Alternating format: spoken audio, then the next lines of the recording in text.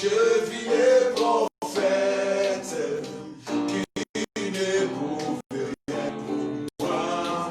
Mais lorsque je vis Jésus, Jésus me sauva. Il est dans mon cœur, il est dans mon cœur. Il fait briller toute ma vie. Et si moi je vis, c'est lui qui l'élève. Même si je tombe, c'est Jésus qui me relève. Il me tient la main. Je l'aime. Alléluia, que Dieu soit béni, que Dieu soit glorifié. Merci d'être avec nous dans ces cultes, ces merveilleux cultes. Nous ouvrons nos Bibles dans le livre de Jérémie chapitre 33, où nous voulons continuer la pensée que nous avons introduite les dimanches passés sur la direction divine. Jérémie chapitre 33, on va lire à partir du premier verset au verset 3.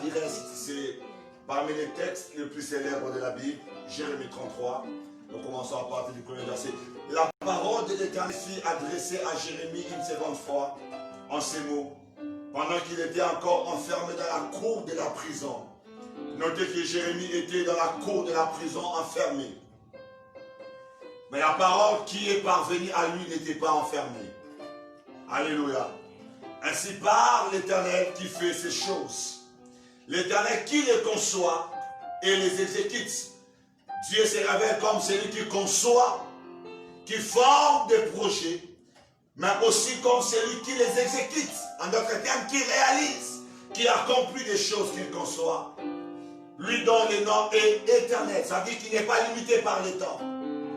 Le verset 3 dit, invoque-moi et je te répondrai. Je t'annoncerai des grandes choses, des choses cachées que tu ne connais pas. Mes amis, remarquez ici que Jérémie est dans une situation assez difficile. Jérémie est enfermé dans une prison. Et j'ose croire que dans cette situation difficile, Jérémie était en train de se poser des questions sur son lendemain. Parce qu'un jour, alors qu'il était si jeune, la parole de Dieu est venue vers lui pour lui dire que j'étais choisi, j'étais établi comme prophète des nations. Ainsi, l'appel de Dieu l'a conduit sur le chemin qui n'a pas été aussi facile, car le ministère de Jérémie a été beaucoup combattu à l'époque à cause du message qu'il portait. Ces messages que les rois d'Israël n'avaient pas supportés. Ces messages que les grands d'Israël n'avaient pas portés à cœur. Et cela a suscité des combats dans la vie de ces prophètes. Jérémie est passé de prison en prison. Il a connu des réalités assez difficiles. Et voici qu'il se retrouve enfermé dans la cour de la prison. C'est des moments tels que où les gens se posent la question, est-ce que j'avais bien écouté le Seigneur? Est-ce que je suis dans la volonté de Dieu?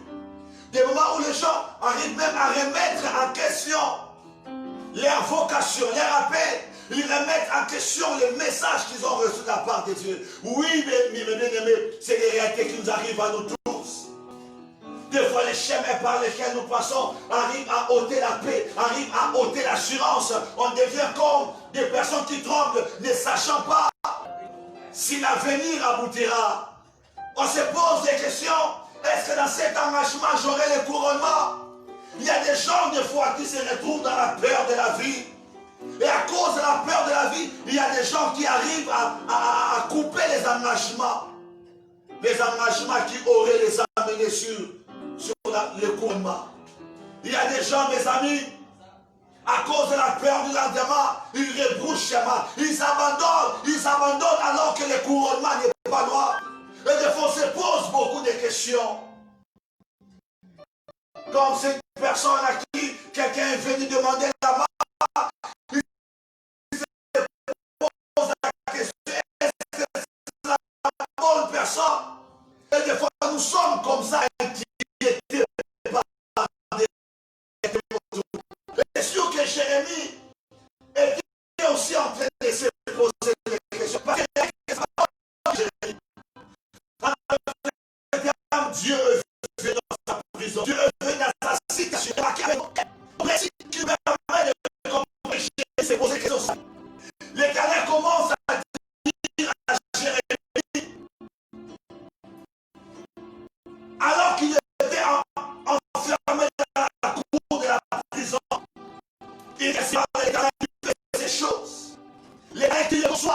exécute. Dieu présente les scènes, comme c'est qu'il conçoit nos destinées. C'est lui qui conçoit les réalités de la vie. Les circonstances par lesquelles nous passons, parce que la Bible dit nous n'est pas qu'il est le maître des temps et des circonstances. Il dit c'est moi qui les conçois. C'est Dieu qui a conçu ta destinée. Des fois nous nous posons des questions ailleurs, au lieu de nous poser des questions auprès de la bonne personne. Parce que mes amis, la personne qui a la réponse exacte, c'est celui qui a créé la chose qui t'amène, c'est la chose qui te dérange. Lorsque tu es accablé par le fonctionnement de ton téléphone, la personne qui a des réponses qu'il faut, c'est le créateur du téléphone. Tu ne peux pas aller trouver des réponses ailleurs qui aurait de celui qui a créé la chose. Et Dieu dit à Jérémie que je suis celui qui conçoit et qui exécute. Celui qui réalise et celui qui accomplit. Je suis celui qui forme des choses et celui qui les accomplit, pas une autre personne. Il se peut que Jérémie posait des questions à d'autres prisonniers. Il se peut que Jérémie posait des questions à la mauvaise personne. Et Dieu est venu juste à temps pour dire à Jérémie, ne pose pas des questions à des mauvaises personnes. Les chemins que tu passes, Jérémie, ce n'est pas que je ne connais pas. Ce n'est pas que je suis ignorant. Parce que la Bible déclare qu'aucune chose ne peut nous arriver sans que l'Éternel ait permis. Les chemins difficiles par lesquels tu passes, mon ami, ça peut être un chemin que Dieu a prévu pour toi. Car le chemin qui mène vers la promise, c'est un chemin qui connaît beaucoup de combats. Mais ce n'est pas parce que ce chemin est difficile que Dieu n'est pas là. Des fois, les gens ont tendance à croire parce que c'est tellement difficile que Dieu n'est pas là. Des fois, on a comme l'impression parce que je suis en prison que Dieu n'est pas avec moi. Parce que l'âge avance que Dieu n'est pas avec moi. Non, Jérémie dit, plutôt Dieu dit à Jérémie, je suis celui qui conçoit. Celui qui conçoit et qui exécute, mon ami. Oh, le sous-thème de ces messages, c'est comment saisir la direction divine. Comment saisir la direction divine. Mes amis, Dieu dit à Jérémie que je conçois et j'exécute. Je suis celui qui connaît toutes les choses. Rien n'est caché devant moi. David dit alors que j'étais une masse informe. Dans les sangs de ma mère, tes yeux me voyaient déjà. Et tous les jours de ma vie étaient inscrits dans ton livre. Et ça, Jérémie doit retenir. Et après ces paroles, Dieu dit à Jérémie, mon nom c'est éternel. En d'autres termes, je maîtrise les temps parce que je suis éternel. C'est lui qui est éternel à la maîtrise du temps. Des fois tu te poses la question, c'est à quand mon tour? C'est à quand? C'est à quand ma visitation? C'est à quand ma traversée? C'est à quand? Mais Dieu dit à Jérémie, je suis éternel.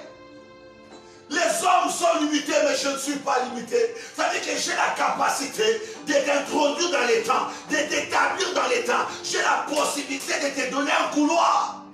Parce que moi, je suis l'éternel. Je suis éternel. Oh, j'aimerais dire à quelqu'un qui passe par un temps où il se pose des questions sur sa vie, sur son avenir. Il te dit ce matin qu'il est éternel. Ça veut dire que c'est lui qui est éternel. Il n'a point de commencement, il n'a point de fin. Il sait les chemins par lesquels tu dois passer, il connaît tout. Il sait les temps de ta visitation. Alors que Jérémie est en prison, il se fait qu'il se disait quand est-ce que je sortirai de la prison. Il avait comme l'impression que les temps étaient contre lui. Mais celui qui vient dans la vie de Jérémie, c'est celui qui a la maîtrise du temps. Il dit je suis éternel. Quel que soit ton problème, n'oublie pas, il n'y a qu'une seule personne qui est éternelle, Dieu. Ton problème n'est pas éternel. Ta situation n'est pas éternelle. Ta maladie n'est pas éternelle. Dieu dit, mon nom c'est éternel. Jérémie, tu es en prison, mais ta prison n'est pas éternelle. Oh, je vais dire cette parole à quelqu'un. Ta prison n'est pas éternelle. Ta prison, ta réalité, tes combats ne sont pas éternels. Et Dieu dit, c'est moi l'éternel. Jérémie ne pense pas que tu seras éternisé dans cette situation. Non! Un seul est éternel. Le Dieu qui a la maîtrise des temps. Et ce Dieu va dire à Jérémie ces paroles. Lesquelles paroles me permettent de comprendre que Jérémie, peut-être murmurer au plus profond de lui. Peut-être qu'il était tombé dans les jérémiades. Il se peut que Jérémie était tombé dans les doutes. Ou même qu'il ne croyait plus à son avenir. Oui, c'est ce qui nous arrive à nous tous. Lorsque nous sommes face à certains combats, certains défis immobiles, à certaines montagnes de combats, ça nous arrive des fois de mettre en cause les paroles de Dieu. Les choses que le Seigneur nous a dites, on se pose la question, est-ce qu'on avait bien écouté Dieu? Aussi, cela n'était jamais arrivé. Prends-moi ce message à crédit. Parce que nous autres, ça nous arrive de nous poser la question, est-ce que j'avais vraiment entendu Dieu? Suis-je vraiment sur le chemin de Dieu? Est-ce que je suis dans la volonté divine? Oui, on s'est posé ce genre de questions.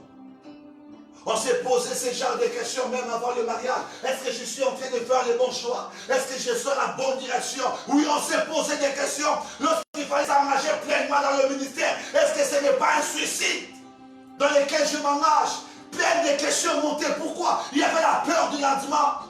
L'incertitude du lendemain fait que la plupart des personnes n'arrivent pas à affronter. Vous savez ce que l'homme a peur, c'est quoi? Affronter l'incertitude. L'homme a le courage lorsqu'il a des choses qu'il maîtrise. Quand tu sais le chemin qui te mène vers, tu le prends avec empressement. Mais un chemin que tu ignores, tu le prends avec doute. C'est comme ça que ça arrive lorsque tu as pris un chemin. Tu t'arrêtes à tout moment pour poser la question. Est-ce que la route est bonne? Sans pour avoir la parole. La peur de se tromper de la personne. La peur de se dire qu'on a combattu, mais que ça n'a pas été un bon combat. Et des fois, la plupart des personnes se retrouvent en eux-mêmes. Et ils vont poser des questions, soit à des mauvaises personnes, ou alors ils prennent des décisions fatales. Des décisions qui arrêtent leur course. Des décisions qui les détournent. La voix de Dieu. Il y a un proverbe de Jésus. Ebal, comment on dit ça encore? Masua et Chulakaka. Elle est bonne. Comme pour dire que les navires souvent font naufrage. Ou presque au bord du port. Il y a des gens comme ça. Il est déjà presque arrivé. Mais à cause des combats de l'incertitude, il rebrouche chemin. Je prie que ça ne soit pas ton mal. Et Dieu dit à Jérémie, invoque-moi, je te répondrai, j'étais dans ça.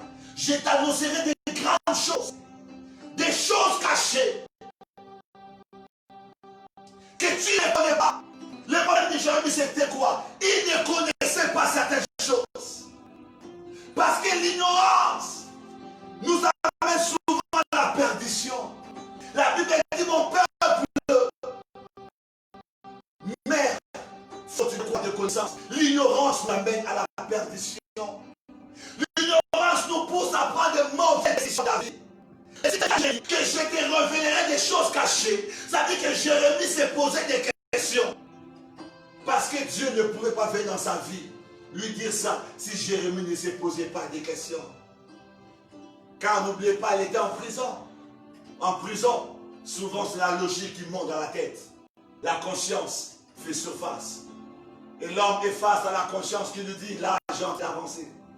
L'homme est face à la conscience qui lui dit que tu peux aussi faire comme tout le monde.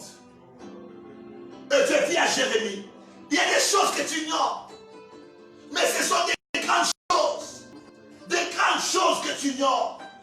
Mes amis, l'homme le plus heureux est celui qui a les informations de sa destinée, les informations de la vie et les informations du futur. Parce que n'oubliez pas, la Bible dit, la foi vient. Elle vient de quoi? De ce qu'on attend. Elle vient de l'information. C'est que même pour qu'une personne puisse avoir la foi, il doit avoir les informations. Et lorsqu'on n'a pas les informations, et lorsqu'on est coupé de la révélation, les gens marchent dans la crainte, ils marchent dans l'incertitude. Et c'est à ce moment que les gens tremblent sur le chemin. Les gens ont un langage incertain. Ils ne savent pas dire oui. Ils ne savent pas dire non. Ils sont tièdes. Ils ne savent pas si ça aboutira ou pas. Et les gens peuvent s'embarquer dans plusieurs choses. Pourquoi? Ils ne connaissent pas. Ils ne connaissent pas son lendemain. La force que nous avons des fois lorsque nous traversons des réalités difficiles, c'est parce que nous avons une révélation de notre destinée. Mes amis, vous savez, Élie était sur la montagne. Après avoir accompli c'est pourquoi il était sur Carmel. Il a dit à Akab, monte, vas-y. Monte, mange. Car il s'est fait entendre un bruit qui annonce la pluie. Remarquez avec moi que Élie n'a pas embarqué Akab dans les choses qu'il entendait. Il a laissé Akab faire sa vie. Mais parce que lui, son esprit était en train de recevoir un message, et lui est monté sur la montagne de la prière. Et quand Élie commence à prier, remarquez une chose. Élie est monté avec l'assurance que la pluie tombera. Parce que quand il est monté sur Carmel et qu'il a fait la première prière, il dit réponds-moi, oh Dieu, réponds-moi. La Bible dit le feu est descendu. Mais Jésus s'attend. Élie a monté encore plus haut sur la montagne. Il se disait que par une prière que je ferai, la pluie descendra aussi. Parce que pour le feu, ça nécessite. Il porte le visage contre terre et se met à prier. Il dit à son serviteur, monte, va voir un signe. Il était convaincu qu'il y aura quelque chose. Mais vous savez, hélas, lorsque Élisée descend, Élisée fait un message contraire. Élie, il n'y a rien. Et a-t-il laissé? Non. Pourquoi Élie n'a pas laissé? Parce qu'Élie n'était pas sur ce qu'Élisée voyait. Mais Élie était sur les choses qu'il savait. Élie savait qu'il y a un bruit qui annonce la pluie. Il n'était pas dans ce qu'Élisée voyait. Il était dans ce qu'il savait. Les hommes qui ont l'information, ils ne sont pas dans ce que les autres voient, mais ils sont dans ce qu'ils savent. Qu'est-ce que tu sais?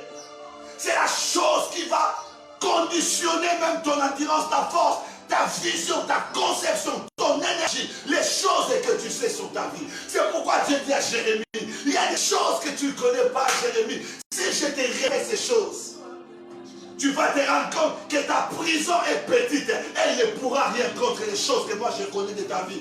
Oh, je vais dire à quelqu'un que la pandémie de coronavirus, ce n'est rien par rapport à ta destinée.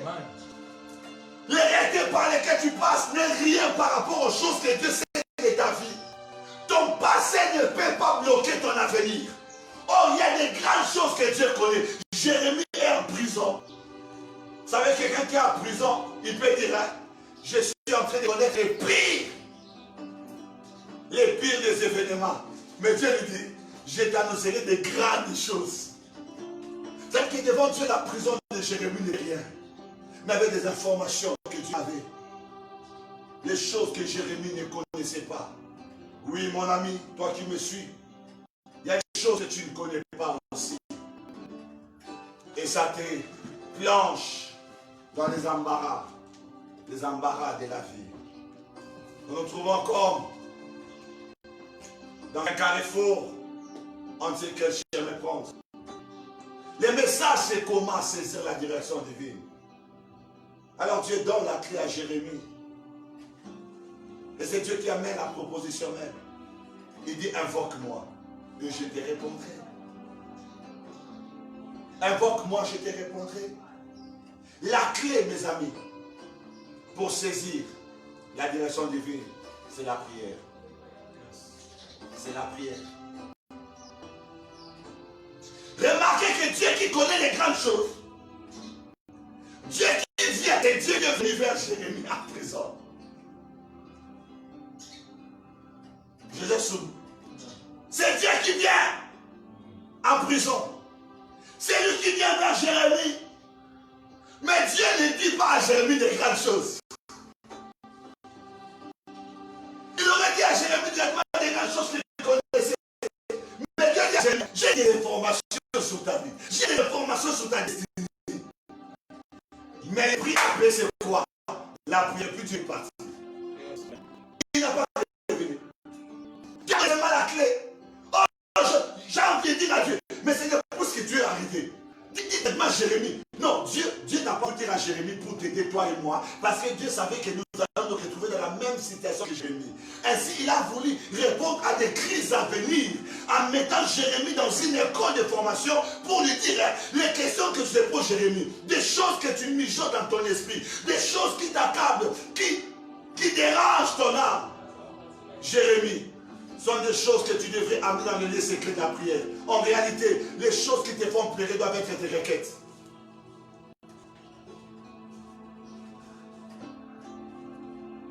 Ne reste pas qu'en train de pleurer. Non, mais transforme tes pleurs en requêtes. Ainsi, Dieu dit à Jérémie, j'ai des grandes choses. Mais le problème, c'est quoi, Jérémie? Je ne sais pas te le dire parce que tu te prends mal. Tu tombes dans les Jérémiates. Dans les Jérémiates.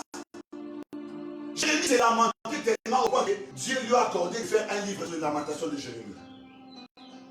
Il était tellement, quand vous lisez Jérémie, vous allez voir que Jérémie était dans beaucoup de plaintes. Au point que l'esprit dit, bon, ok, ça va, j'ai d'accord même d'écrire le livre sur les lamentations de Jérémie.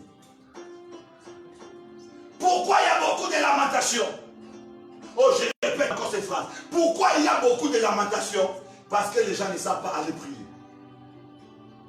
Quand on ne prie pas, on tombe dans les lamentations. Quand on n'a pas la vie de prière, on tombe dans les jérémiates.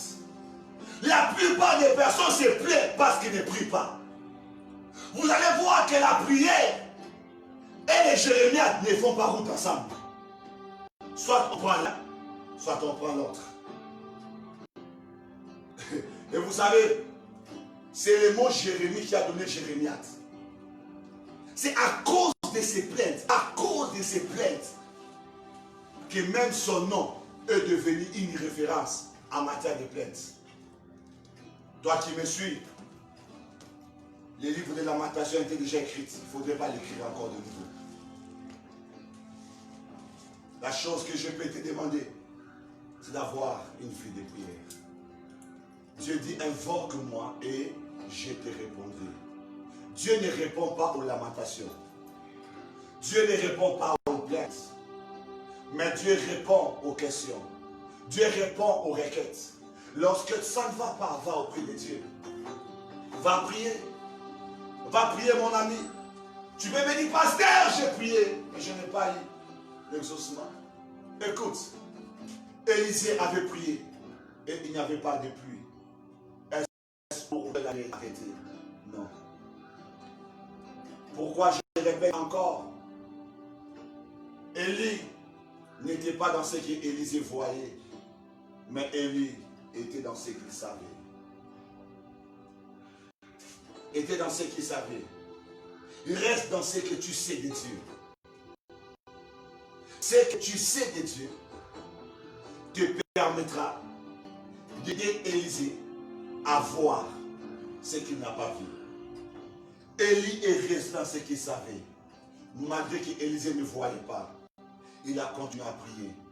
J'aime souvent dire la prière est comme un zoom d'un téléphone, comme un zoom d'un appareil photo ou caméra. Plus tu pries, plus tu es en train de zoomer, l'arrêter de loin, à l'approcher. Élie a continué à prier, il a continué à zoomer. Il dit encore à Élisée, vas-y voir. La deuxième fois, Élisée n'a pas vu. Élisée n'a pas vu, mais Élie n'a pas cessé. C'est parce que tu n'as pas vu. Ce n'est pas parce que tu n'as pas vu que tu dois arrêter. Non. Dieu peut être dans un, tout comme Dieu peut être dans 7. Dieu peut être dans 2, tout comme Dieu peut être dans 20. Dieu peut choisir les chiffres dans lesquels il veut se révéler à toi. Pour le feu, Dieu s'est révélé dans une seule prière. Mais pour la pluie, Dieu s'est révélé dans 7 fois la prière. Pour les prières, des princes, des Perses qui les retenaient captifs. Daniel a fait combien de jours? 21 jours. Dieu s'est révélé dans 21. Dieu peut se révéler dans n'importe quel chiffre. À condition que tu restes dans ce que tu sais de Dieu. Pas dans ce que tu vois. Ne sois pas dans ce que les autres voient. Ne sois pas dans ce que les autres voient. Pourquoi je dis ça? Parce que la vision peut changer. Tu vois, la première fois, Élisée n'a pas vu. Et la 7e fois, il a fait quoi? Élisée a vu. Ça veut dire quoi? La vision avait changé. Est-ce que Élisée avait changé? Non. Parce que la parole de Dieu reste immuable. Mais les réalités de la vie sont changeantes. Mais la parole de Dieu est immuable. Ça reste tel quel. Invoque-moi, Jérémie, je te répondrai. Au lieu d'aller te plaindre, va chercher la face de Dieu. C'est le temps de chercher Dieu, mes amis. Ces messages tombent à pic. Nous sommes à la clôture du premier semestre. Nous allons commencer le second semestre. Pose-toi les questions. Fais le bilan de ce qui a été le premier semestre de cette année 2020. Fais le bilan de ce que tu as réalisé comme prouesse pour le compte du royaume. Fais le bilan de ce que tu as réalisé pour ta propre vie. Fais-en un bilan. Mais sinon, j'aimerais t'inviter à aller dans les secrets de la prière. La prière, c'est le laboratoire qui te permet à voir des choses que l'œil humain ne peut pas voir. Vous savez, dans tout hôpital sérieux, il y a un laboratoire. Là où on va diagnostiquer au plus profond. Là, on va voir les virus, les choses que l'œil ne voit pas. Dans chaque hôpital, mes amis, il y a des laboratoires. Parce qu'on va voir dans le sang. Avec l'œil humain, on ne peut pas voir les virus. On ne peut pas les voir.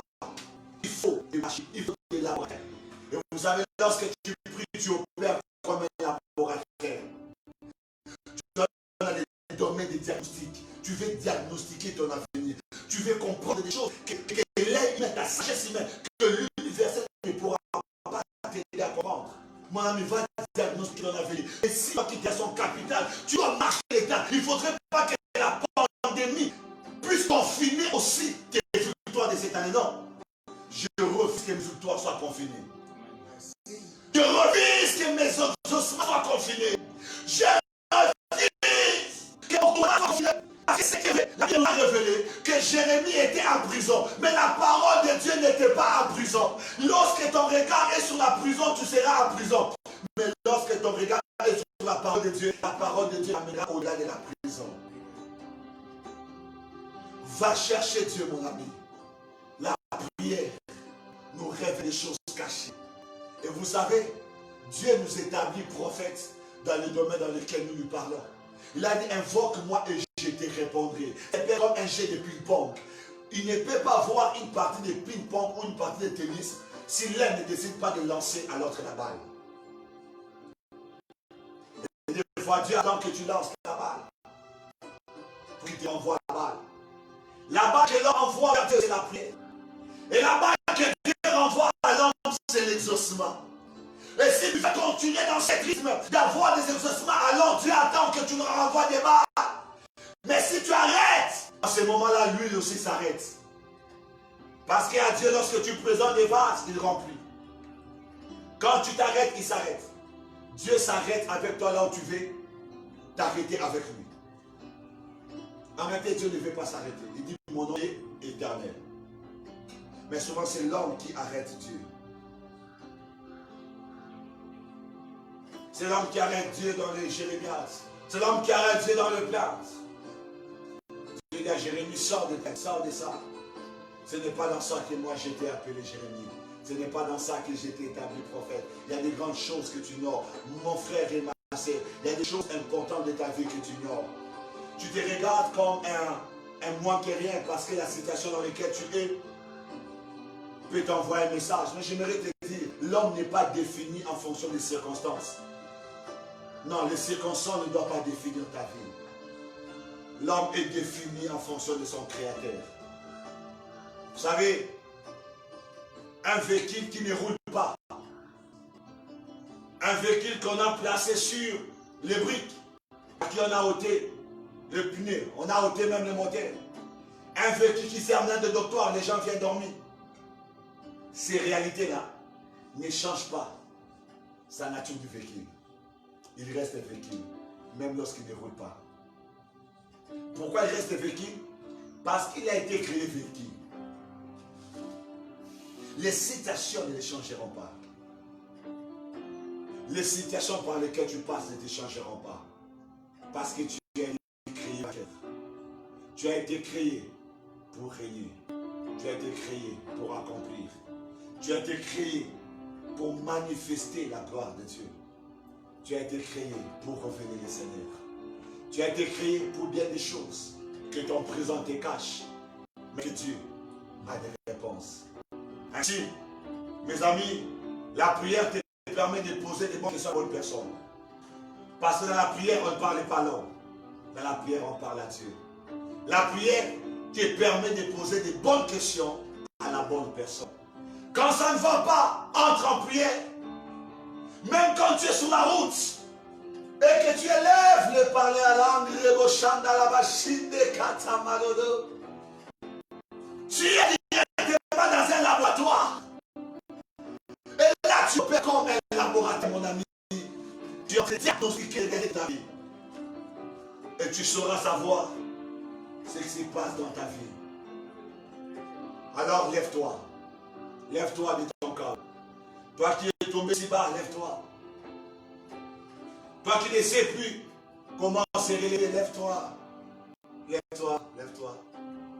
Lève-toi, mon ami, lève-toi.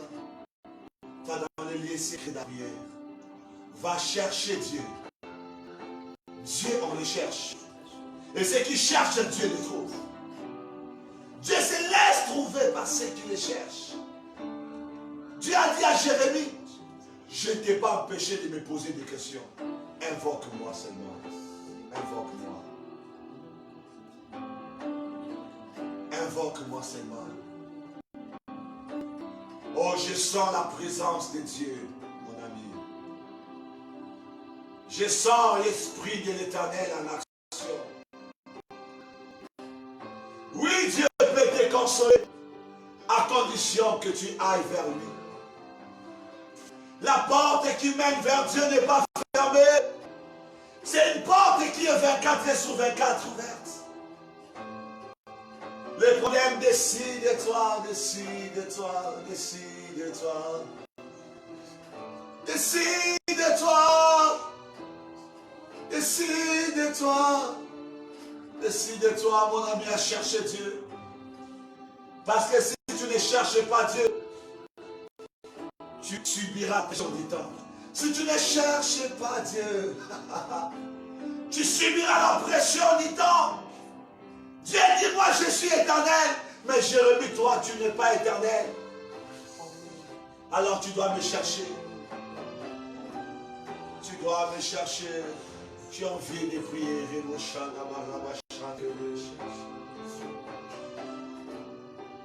Ceux qui cherchent l'Éternel ne sont jamais confus. Ils sont rayonnés de joie et de gloire. Oh, yes, Lord.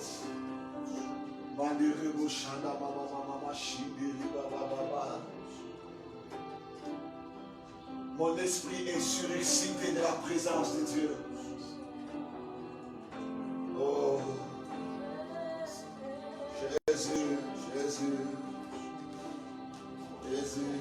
Lève les mains vers le ciel, je te donne mon cœur, je dirai à mon âme, tu es Dieu de tout.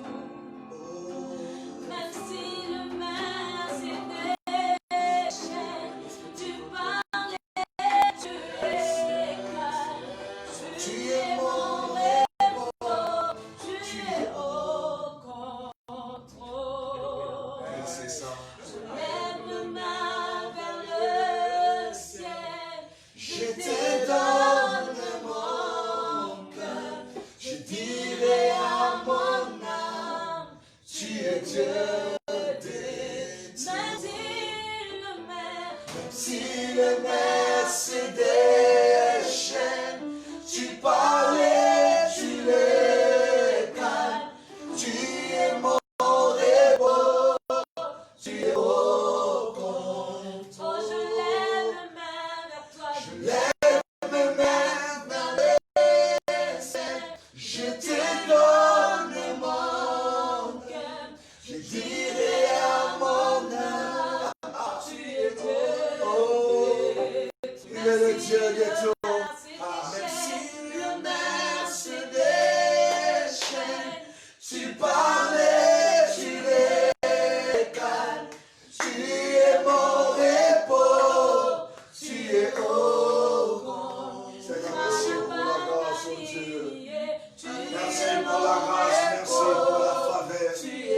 Merci pour la présence. Merci pour tes refus. Merci pour ta montée, roi de gloire. Merci pour ta fidélité, oh Dieu. Merci pour la main que tu lèves au-dessus de tout. Merci pour la grâce et la faveur. Merci pour ta sainteté. Merci pour ton amour dans nos vies. Merci pour le repos et surnaturel. Merci d'effacer nos inquiétudes. Merci pour le chemin que tu nous révèles. Merci pour le chemin. Merci pour le chemin.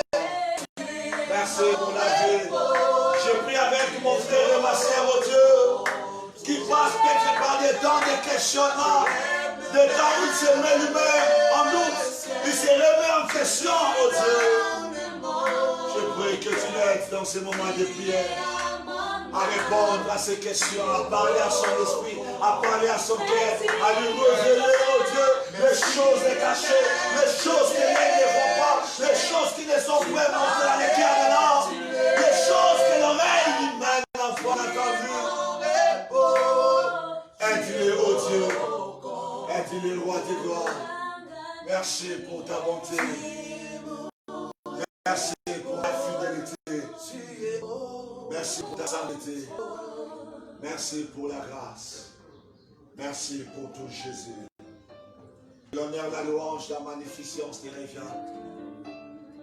Toi qui sens des cœurs et les rats, qui sont des profondeurs et des grands. La Bible dit que tu as les cœurs des rois entre tes mains. Oh, c'est beau. C'est beau de savoir que mon Dieu a le cœur des hommes élevés, il a le cœur des grands entre ses mains.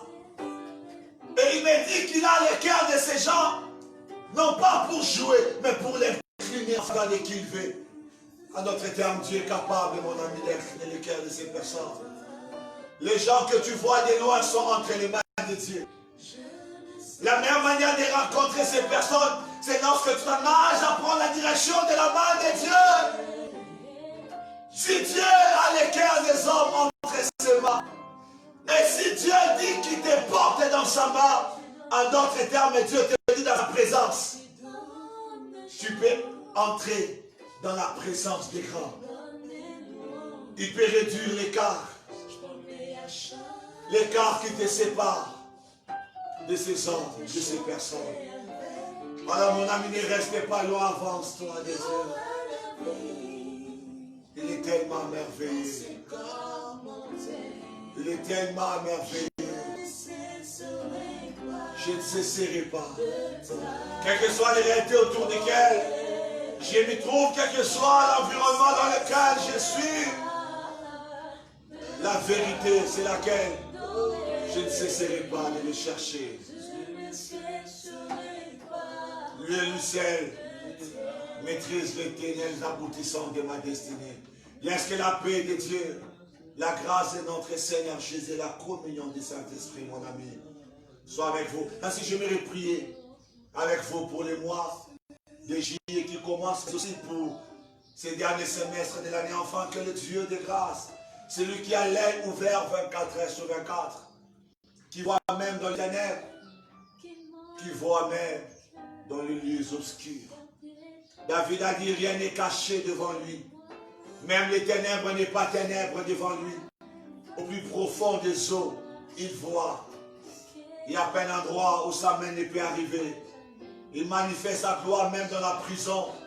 Là où Pierre peut être gardé par des soldats à gauche comme à droite. Lorsque sa gloire vient, elle ne dépend pas des réalités qu'elle rencontre. Seigneur Dieu des esprits, des prophètes, Dieu des esprits des vivants, Dieu de tout esprit, Dieu grand et puissant, je prie pour ce mois de juillet qui commence, parce que c'est un semestre qui commence dans des jours. Tu as été fidèle comme tu l'as toujours été avec nous dans ces 6 premiers mois. Nous t'avons envie, même lorsque nos yeux physiques n'ont pas vu, mais nos yeux spirituels t'ont vu. Nous t'avons à dans notre être profond, nous avons envie des choses. Nous sommes Dieu, que nous avons envie ton esprit, ta bonté te permettra que nous touchions. Bénissez-moi de Dieu, bénissez-moi de Dieu. Oh Père, puisse ce mois être un mois de traversée pour ma vie, de traverser pour la vie. La vie de moi soit abondante, les frères et sœurs que tu m'as donné dans la foi. Ces fils et filles qui sont à mes pieds, oh Dieu. Que le mois de juillet soit un mois de traversée pour toutes ces personnes qui appartiennent peut-être à d'autres bergeries, mais qui ont l'habitude de nous suivre et qui reçoivent quelque chose de nous, qu'ils expérimentent aussi la traversée en ce mois de juillet. Nous cesserons de déclarer la traversée comme Élie, la première fois il a prié. Même si Élisée n'a pas vu, nous croyons dans la traversée. Et nous continuerons à les dire jusqu'à les voir, à l'expérimenter, à les toucher et à témoigner. Oh, que les 5 semestres soient des moments formidables de nos vies. Des rencontres surnaturelles. Des vies changées. Des dimensions élevées. Et rendez-vous avec la présence. Ces 50 semestres soient plus meilleurs et puissent marquer nos esprits à jamais.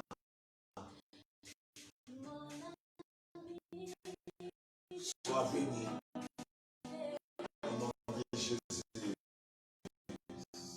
Quand on offrande, toi qui nous suis en direct, quand on offrande, tu as pris la parole et tu as entendu les membres. Tu as ton action là, aussi les mots dans les esprits, aussi la vie devant toi.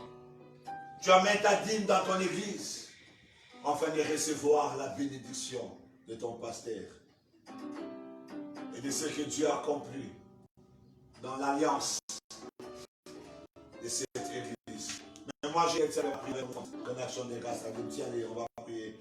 Seigneur Dieu, je prie avec mon frère et ma sœur pour son action de grâce, pour sa dîme et son offrande. Que tu l'aides, oh Dieu, à expérimenter ta puissance dans le domaine financier. Que tu sois le Dieu qui prend soin de lui. Oh, j'en sais quelque chose. Prends soin de lui. Prends soin de son social. Même s'il n'a pas de ressources sur la terre, mais on va les ciels. Mais rester sa source intarissable. Bénis ces moments d'offrande au nom de Jésus. Amen. Tu peux amener ton offrande. Et si tu es de moisson abondante, l'église est encore disponible jusqu'à 12h30 afin de recevoir ton offrande. Du reste que Dieu vous bénisse abondamment. Et nous voulons donner les communiqués de l'église, les communiqués pour les mois de juillet. Nous étions dans un système qui avait complètement changé notre fonctionnement de nos programmes de mardi et jeudi durant ce mois de juin. Et ce programme prendra fin le 30 juin, ça veut dire que le mois de juillet, nous allons reprendre au fonctionnement normal seulement. Nous allons reprendre d'abord avec les prières de famille qui sera chaque jeudi à partir de 21h, soyez connectés. Nous serons avec vous pour des prières de famille et nous croyons dans ce que Dieu fait avec nous. Nous passons des moments formidables, mes amis. Chaque moment de prière, nous le disons toujours, c'est un temps où nous préparons nos témoignages. Nous croyons dans notre destinée parce qu'un homme qui prie, c'est un homme qui croit. Alors si tu crois pour ta famille aussi, viens prier avec nous. Nous serons déjà là, c'est jeudi à partir de 21h en direct. Soyez présents, envoyez-nous vos requêtes, envoyez-nous vos suggestions dans notre compte inbox Pasteur Eva Kassanda. On va recevoir ça sur Facebook. Les directs de nos cultes passent par notre page Facebook C.E Moisson Abondante. Soyez connectés chaque jeudi à partir de 21h. Dieu nous fait énormément de bien. Mais aussi, toutes nos prédications passent aussi via notre chaîne YouTube. Pasteur Eva Kassanda, allez vous abonner. Commentez, envoyez-nous aussi vos messages, vos encouragements, vos suggestions. Ça nous fait toujours énormément de bien. Nous souhaitons au Dieu que nous chérissons, l'esprit que nous aimons soit avec vous durant ce mois et second cette année. Que vous puissiez expérimenter des choses que vous allez dire merci Jésus. Que Dieu bénisse abondamment et restez dans la vie.